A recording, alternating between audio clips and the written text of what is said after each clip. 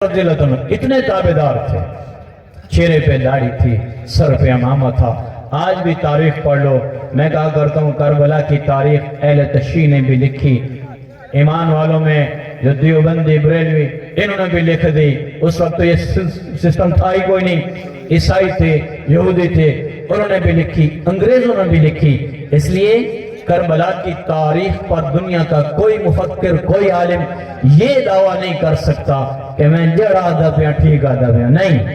کچھ کتب کو لے کے کچھ مضبوط روایات کو ہم بیان کر سکتے ہیں، دلیل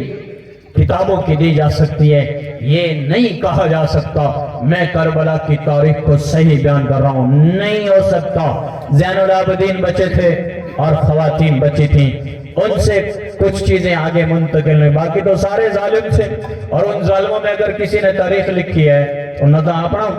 فائدہ لکھے ہونے وچ، اس بات سے تھوڑے سے کچھ چند واقعات ہیں جن کو بیان، لیکن اس کربلا کے واقعے میں یہ نہیں ہے کہ صرف او واقعہ اتھو واسطے، نہیں۔ میرے حسین رضی اللہ عنہ کی قربانی،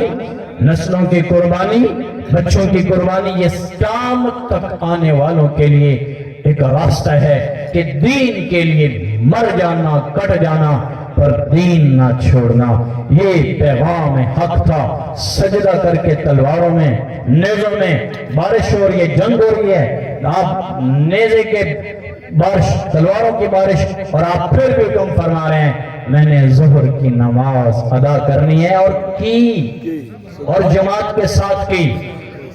ایتھے بیٹھیں گے نہ کتنے دیں تو نماز نہیں پڑھی، اور میں کھڑا بھی کر سکتا ہوں، پر میں کون ہوتا ہوں کہ آپ کے عیب، میں تو اپنے گناہ کے چھپنے میں اپنے اللہ کا محتاج ہوں۔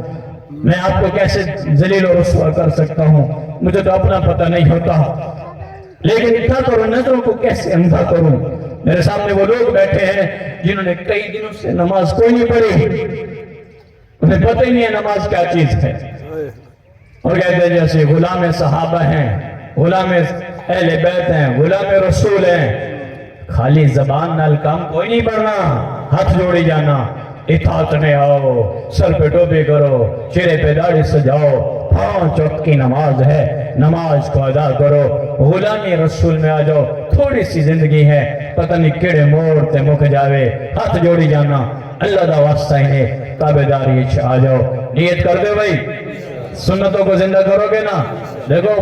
ہر بیان میں میری یہ درخواست ہوتی ہے، اپنے ذات کو سنتوں سے جوڑ لو، اللہ کے ہاں عزت پا جائیں گے۔ اللہ ہم سب کو عمل کرنے کی توفیق عطا فرمائے۔ تو میں نے پہلے آپ سے کہا تھا کہ میں تو یہ میز والے پیسے نہیں لیتا، مسجد کے لیے ہوتے ہیں، تو آپ چونکہ پہلے میں 20 سال ہو گئے مجھے بیان کرتے ہوئے، میں نے کبھی چندہ نہیں کیا، ابھی شروع اللہ نے مجھے مسجد کی زمین دی ہے، تب جا کے اب ضرورت ہے، اس لیے آپ لوگوں سے درخواست